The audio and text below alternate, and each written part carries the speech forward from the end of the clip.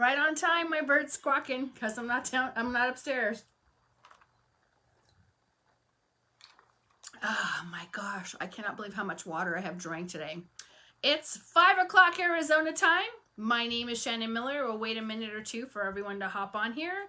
And today we're going to talk about giving a hard pass for difficult clients. For those of you who don't know, I'm actually a cleaning business owner here in the great state of Arizona and have been so for over a decade. I'm also CEO of Clean Freaks University and the website is up. Yay! I haven't gotten anything loaded in there, but it's up. So if you want to check it out, that's cleanfreaksuniversity.com. And so that's finished. I just have to load courses in there and get everything else hooked up to New Zenler.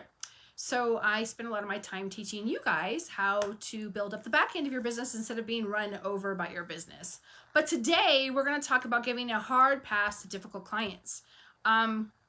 Unfortunately, I'm going to see if I can get on the live because it never shows me the comments, or maybe there will be a comment and I can test it out. Sometimes I get to see them and sometimes I don't. So, oftentimes, because we are dealing with the public, we come across people who are not, hi, I don't know who's there. Say hi in the comments so I can see them. We come across people who are demanding and they're working through their issues, whatever those are. And then they have controlling issues on top of those personal issues, or they don't have any sense of boundaries and they vomit their personal life to you while you're cleaning.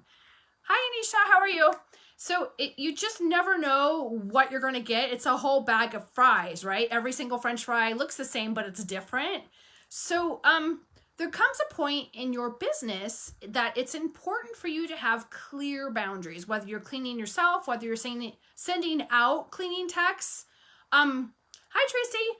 It's really important for you to have those boundaries so that people don't overstep. I can share gobs and gobs and gobs of horror stories if you guys want them. But it's important that because if you don't have them, they'll overstep.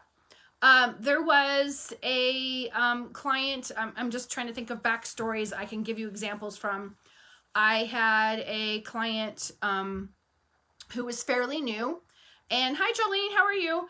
And she signed up for regular maintenance cleaning. I sent a cleaning tech over there, and they were from Los Angeles. This was their second home. So I walk in, and the cleaner, who is very sedate anyway, I have to check him for a pulse, is like, hey, if you're in the neighborhood, can you pop over here? And I happen to be visiting with somebody else.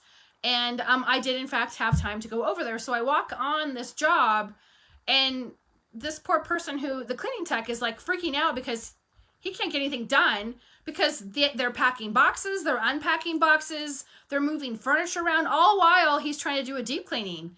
And I only bid it for a certain amount of money because she was firm on the price. I only had a budget. So I ended up walking in the house and I had to be very firm and in her face. And it wasn't something that I enjoyed doing, but people will overstep each and every time.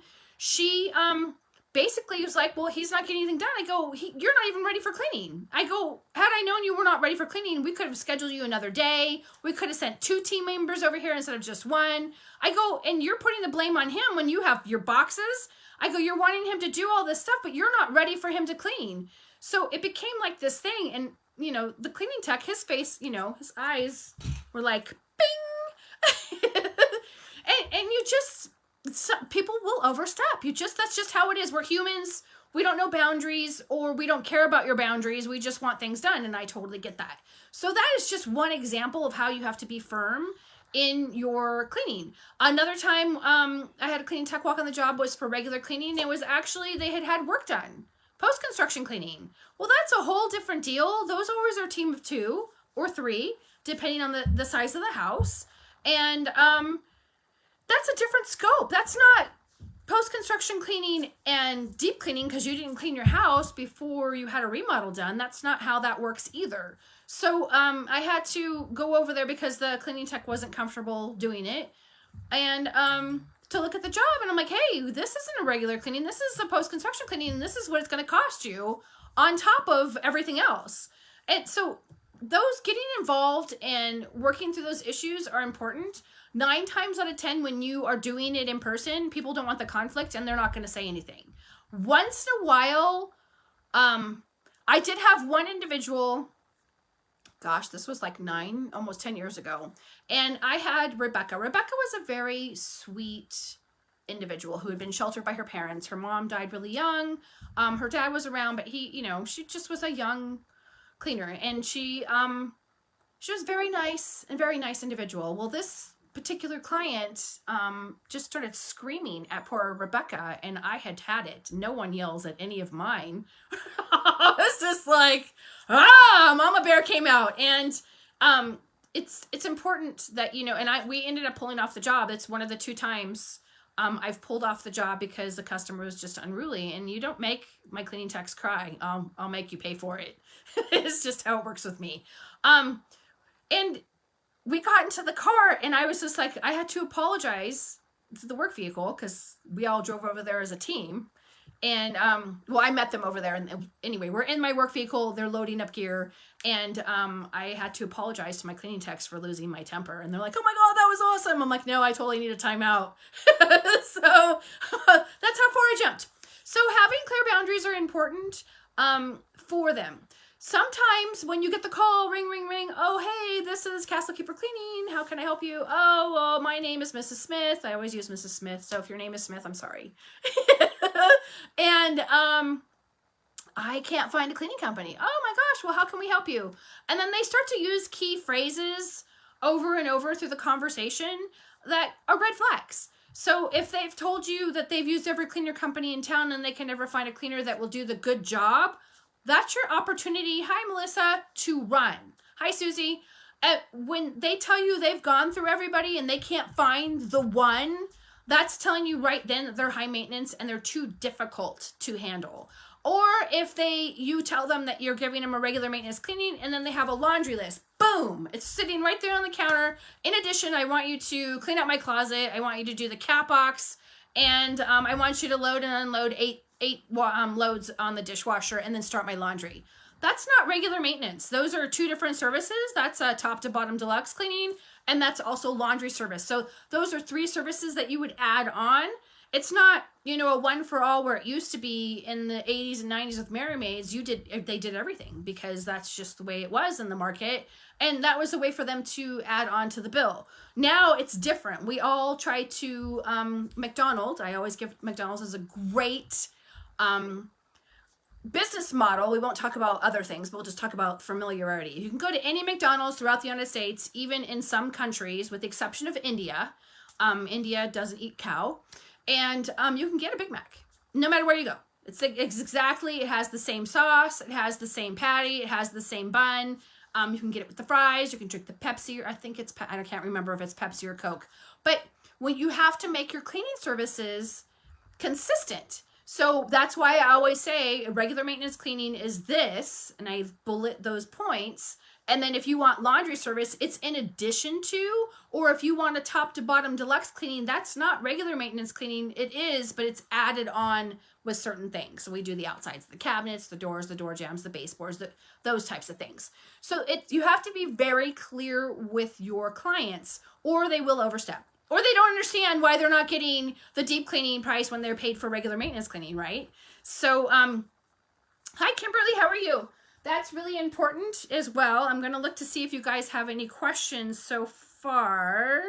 I have 8 comments. Okay, let's see. Finally on You to Boss. Okay, does anybody have any questions for me in regards to certain phrases that you should listen to? And they'll tell you. Sometimes people have mental issues and they're trying to work through them. It's important that you either decide you're going to work with them because you feel empathy. And I can tell you from experience, number 1, anytime I make a decision on my emotions, I eat money. Take it from me. Every time I feel sorry for somebody, every time they give me a good sob story, cleaning tech or otherwise, the client, every time I make a decision based on my emotions, I get all the feels, I'm getting goosebumps now, I eat money. So take it from me. If you're making those decisions when you're dealing with your clients, It's not going to do, you're going to end up eating money. Unless it's something that you genuinely are giving away for charity. I talk a lot about Cleaning for a Reason. We were actually part of that organization for a really long time. And through them and on my own, I used to give away $6,000 worth of cleaning every single year. So people would ask for a discount and I would say, no, my discount and giving back to the community is this. Well, there was one gentleman who actually was in the military. He had retired and he needed some help while they were building him a house. So we actually gave him a whole year of house cleaning, no questions asked. And we went every week and we gave him free cleaning. That was something that came from the heart and that I really wanted to do. It wasn't that someone had given me a sob story and then I felt sorry for them. And then I'm doing the Lord's work. I've had that pitched to me too. So that's important as well. What other weird experiences have I had? We don't do house cleanings at night anymore. I used to a long time ago when it was just me. I had a gentleman who would spiffy up his apartment for date night. And I stopped doing that when I realized that we couldn't see as much as we could see when it was during the day. And it just was a really bad inconvenience for everybody involved. But it was fun because, I'd make up, I put flowers and, the whole deal. But those are just requests. So saying the right thing to you. So if they call you and they say, okay, I have a 3-bedroom, 2-bath house. Like when I say, by the way, I have 15 birds. Are you comfortable being around birds? I genuinely mean it because we sweep and mop my floor every day. So that could be overwhelming for someone to be able to work around birds. Some people don't like dogs. Some people don't like kids. Some people have lots of instruments. For those of you who don't know, a piano is like 10 grand to refinish. So if you scratch it, it's 10 grand to have it refinished. Well, you're not thinking about the whole picture of what's involved. They actually have to lift the piano up, lift it out the window, drop it down with a crane, freight it up, and then ship it to where it's supposed to go so it can be refinished because it's not done on site. And then they have to, I live in northern Arizona, so I'm an hour away from Phoenix. And then they have to bring it all the way back up. You just don't touch people's instruments, right? That's just those things. But yes, it's important to realize what things are said and what are not. So number one is going to be, I have tried every cleaning company in town and no one knows how to clean. I have tried every cleaning company. That's your number one flag. Or they have a laundry list, not of actual laundry, but a laundry list or a punch list of extra items on top of the cleaning. And this is why I mentioned McDonald's. So if you're doing regular maintenance cleaning, it's the same thing each and every time. So if another girl goes in there, right, then she's going to clean the same things every time. When you wait, if you've ever waited tables, there was always the one server who tried to hustle for tips. And you're just like, but you can't have the 52 packages of ranch dressing. Well, Karen gave it to me. And I'm like, well, Karen wasn't supposed to give it to you. And then I don't end up getting a tip because Karen gave 52 packages of ranch dressing and I didn't. So laundry list of extra items. And you can ask for the list of items. They say, well, I have a laundry list of items, extra items I want done. Say, sure, no problem. And then look over the list. And that's when you renegotiate the deal, right? And if the cleaning tech is not able to renegotiate the deal, then they need to call the office, which is you, and say, I need you to add this on there. I don't know how to do that or any of that other stuff. So on top of, the extra items for the list, tried every cleaning company in town. Ex-military can have a higher standard of cleaning than non-military. They just have lived the life and they have certain things that they like to have done. So if that's what you're doing and you cater to military families, I know 3 businesses in this group who all do just exclusively on the base cleaning. So, and that works out great for them because they have a protocol. Their regular maintenance cleaning is just a little bit more in depth than what I offer. So that's super important. For those of you who are doing floors on your hands and knees, that is an extra add-on charge. I can't believe over a decade ago, I used to make those poor girls do the bathrooms on hands and knees. It's just like, what kind of Nazi boss was I, right? So that's important as well. Some of the other items that doctors, and I don't mean this to be a derogatory thing, these are just my experiences of them working through their issues. So those items, swipe left to reveal comments or reactions. Okay, so does anybody have any questions so far on like how to handle or a hard pass? And I actually spend, I don't know what is on this phone, is so weird. I do spend a lot of time telling people no. Not just because you get the phone call, and I know it's exciting because you're like, yeah, I want a client and this client's going to be $6,000 to my bottom line. But if they are so high maintenance and they make you like overthink things, and then if they make your girls cry, it's a hard pass. I'm sorry. I've had to tell people that. I'm like, I'm really sorry. You don't get to be part of this. And then you have to give them the Dear John letter. You guys have all seen that. And I just try to be polite and always give a reference. And you're doing that for your own benefit, so that people will not go on social media and bash you, because you can just slap the letter and say, well, this is the letter I gave you. I'm really sorry that those 3 people didn't work out, those types of things. So yeah, the hard pass of the military is when they've tried everything and they want, what else have I had things say? The nude thing comes along too. So, do you have anyone who cleans nude? No, we don't have anyone who cleans nude. You're looking at the wrong cleaning company. So, but people still ask. It's amazing. Las Vegas is known for that. If there's anybody in Vegas, you can tell me yes or no. What other items are a hard pass? If they want you, for us, the hands and knees is a hard pass. I won't make anyone do the floors on hands and knees anymore. If they cancel more than twice in a year, they get to go bye-bye. You just don't keep them on your schedule. It's not worth it. If they have all of these neurotic tendencies, I actually worked with one in my early days, and you had to vacuum the cushions with her Dyson attachment, and she made every single girl on my crew cry. And I went over there one time, and I was just like, I lost my temper. I was like, no wonder everyone's crying. You're just too difficult. It's just, but she wanted each couch cushion vacuumed like 8 times. I'm like, people just don't have the tenacity for that. And I go, and this is torture. Why would you want anyone to vacuum it 8 times? She's like, but I've counted. It takes 8 times to go over it to get all the dirt and the dust mites out. I go, if you have an issue with dust mites, then you might need to have someone come in here and spray if it's a bug issue. And she's like, well, you can't see them. And it was a whole psychology thing. But, so yeah, hands and knees are difficult. Wanting to clean in the evenings. We typically only clean Monday through Friday. I know there's a couple of you transitioning from the weekends because you work a full-time job, but just know that at one point when you do go full-time in your business, that you want to get Monday through Friday so you can have weekends off to have quality time. I can't tell you how many times I talk to a cleaning business owner and they're working 7 days a week. Hi, Stacy. It saddens me because you're going to burn out and nobody's going to be able to care for you. And then your crew's going to fall, and then your business is going to falter because you're not bringing in, hi Fern, enough money. So evenings where, they want the china cabinet done. We don't clean any china cabinets. Ladder work.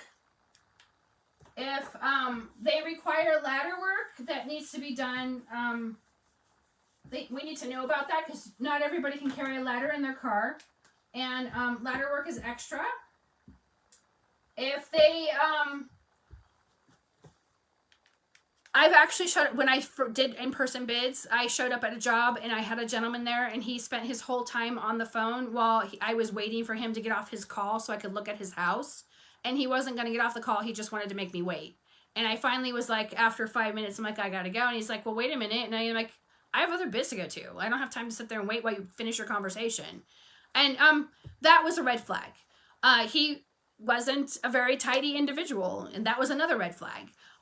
There were fecal matter. I didn't know if it was dog or him. I wasn't going to find out. So those are all red flags. You can start to pay attention to what those things are. Like, do they have blinds? Are there, is there smoke on the walls? That's not a red flag, but that's going to be something that has to be addressed at some point. So you just have to make a mental note.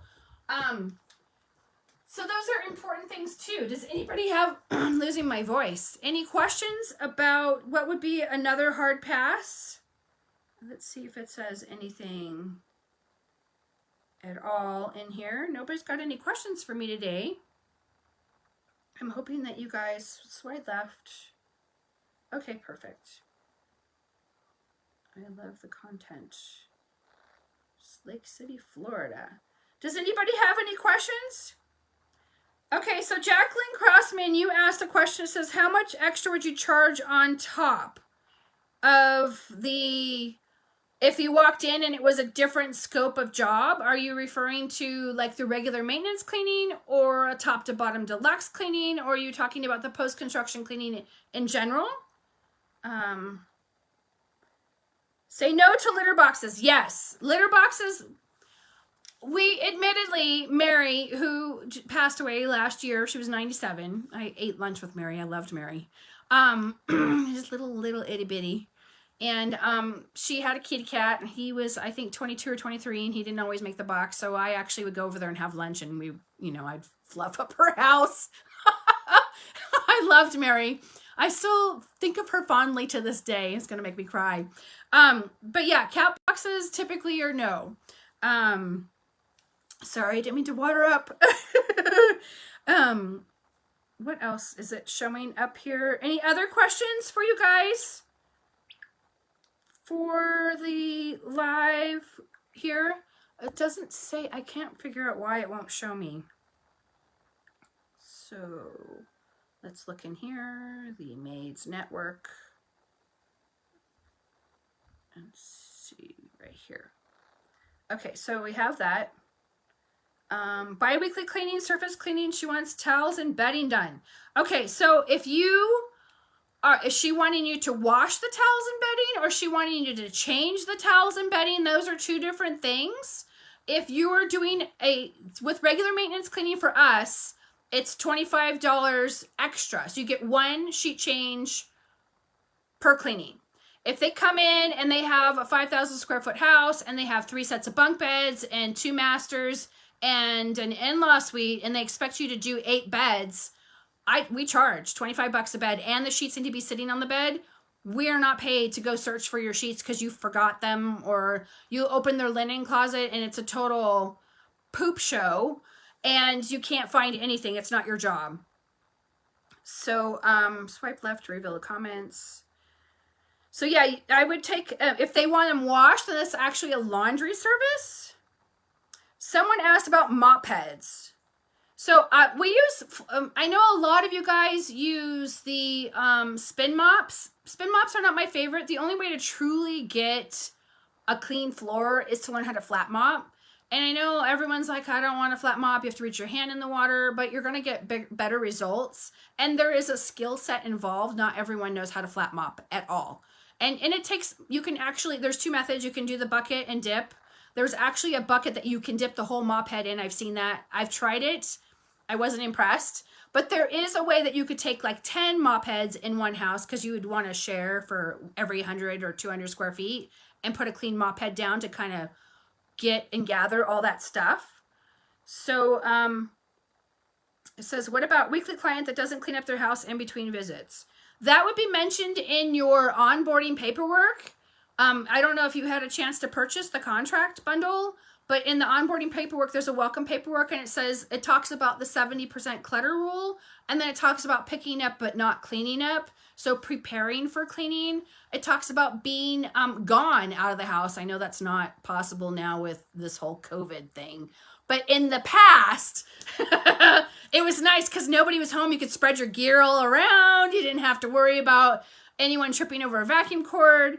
So I would totally make them pick up, and that would be mentioned in your onboarding paperwork. If you are interested in the contract bundle, let me know. It's I want to say it's 7 contracts for $99. If you were to purchase them individually, they are $35 each.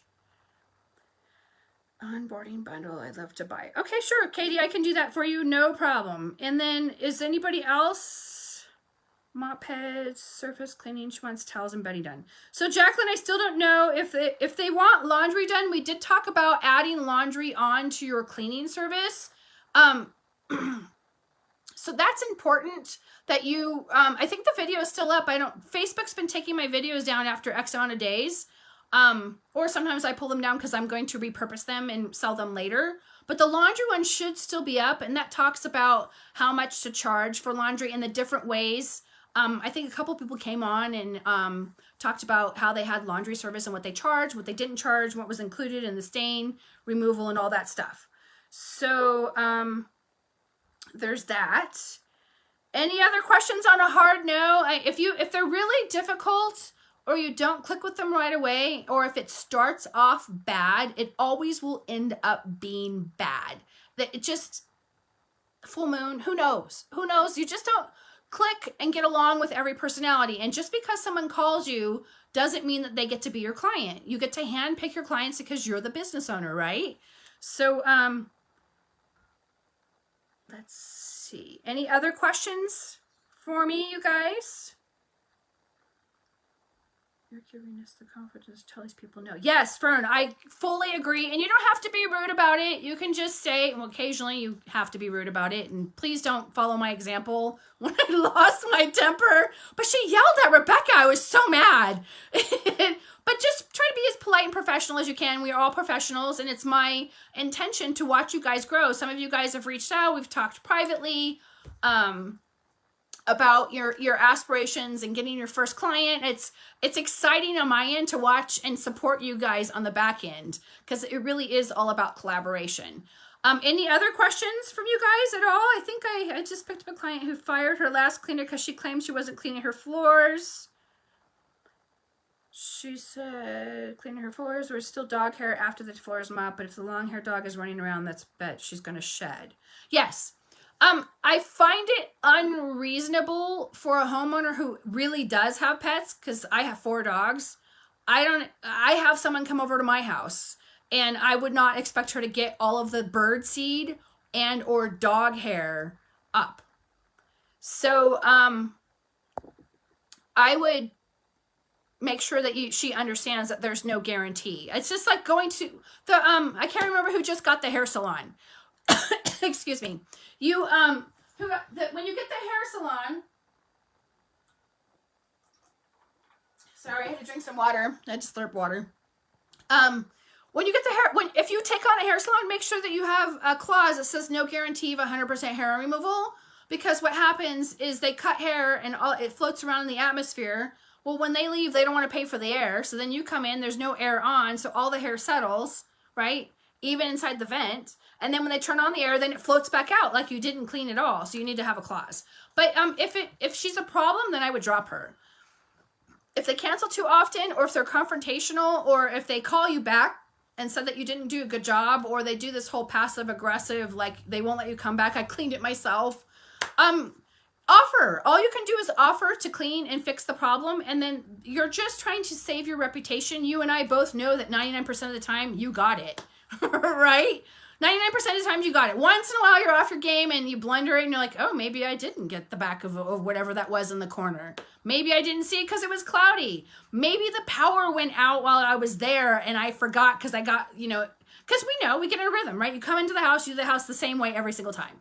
And then when someone's home, you're like, why are you here? You're screwing up the thing. Or they want you to go in the other way, So it's really important to make sure that you are comfortable saying no. Any other questions? Because we're hitting about a half hour here and I don't want to take up everybody's time. I think I've got all of the questions. I am interested. I would love the onboarding. Please, please, please. Where if they want you? Oh, Suzanne, not Susan, asked, what if they want you to do dishes? It depends on the relationship. If it's just you cleaning and you have a close, intimate relationship like I did with Mary, I would walk the moon for her. I loved this lady. If they're new, I would set clear boundaries, because what happens if you don't and you're not firm right away is you'll come and there'll be 5 loads of dishes. Well, that happens in offices too. They hire the cleaner and then nobody wants to wash the office cups. And then when you come once a week or every 2 weeks, there's like 5 loads of laundry dishes.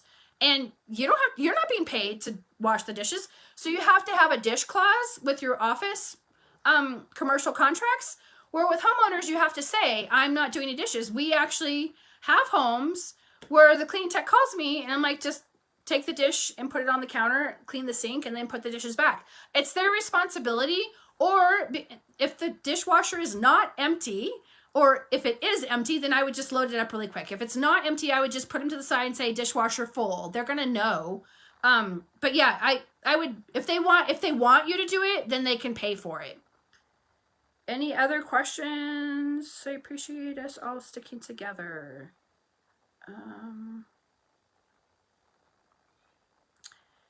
Let's see. I honestly want to help her, but I don't know what to do. I asked her to please keep the rooms picked up, but she's always back to where it was. Yeah, you definitely, Cherie, I would definitely get the onboarding paperwork and hand it to her and say, we're going over some new, and do it in person. And just say, hey, we're switching the program around and I'm really excited I got this onboarding paperwork and I want you to sign it. And it is a little intimidating because it is 11 pages long. You can copy and paste and use whatever you want. It's entirely yours to use. But it holds them accountable. It says, please pick up, but not clean up. And it's right in there. It has the non-solicitation clause in there. So that way they can't try to steal your cleaning techs from you if they're actual employees. If they're actual independent contractors, you can't put that. It's illegal.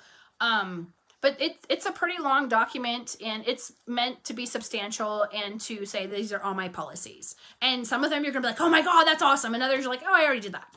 So that's important. Any other questions? Says, what about cigarette smokers? I'm struggling to clean a very nice lady's house, but she smokes. Now that it's getting warmer, I would just open the windows. The same thing with those candles. If I was still cleaning and I came in and you had one of those Febreze things, I unplug them. I have such an acute sensitivity to smells and chemicals. I can't handle to be around them. If I was still cleaning, I would make them take them down. You can open a window if it really bugs you. There is a, enzyme spray called XO if the smell really bothers you, but more than likely she's going to let you crack a window because she smokes. I don't think that's going to be an issue. In the wintertime, it becomes a little more challenging, but I wouldn't worry about it. But ask her, say, hey, would you mind? The smoke is really getting to me. Is it okay if I open the window? They're not going to say anything. It's just like now that we're getting close to it being hot again, we require that you keep the air conditioning on to 72 degrees. If you can't keep the air conditioning on to 72 degrees, I will give you a letter. It says you need to keep the air conditioning to 72 degrees while we're there or lower. And because we're in Arizona, if you get heat stroke, it's really hard to recover and you need to go to the hospital sometimes and it's not fun. So that's important as well. All right, ladies and gentlemen, I am going to go unless you have more questions. I don't see anything else on here. Says, I have a client that bought a new house. I'm doing a new house clean before they move in. I didn't say anything about being paid more. What advice would you give me? Move-in cleanings, I definitely recommend that you purchase the Pricing Blueprint Masterclass. It talks about move-in, move-out cleanings, but they start at $397 and go up from there. I've done over 5,000 of them. I have a one-time cleaning contract for move-out cleanings. That's in the contract bundle. That's $99. So it's move-in cleanings start at a different rate. Don't lowball yourself. You guys entirely deserve to make over $100,000 every single year. If you're charging by the hour, you're never going to get there. So I'm going to get going and I will talk to you guys all soon. Oh, happy Easter, everybody. Take care.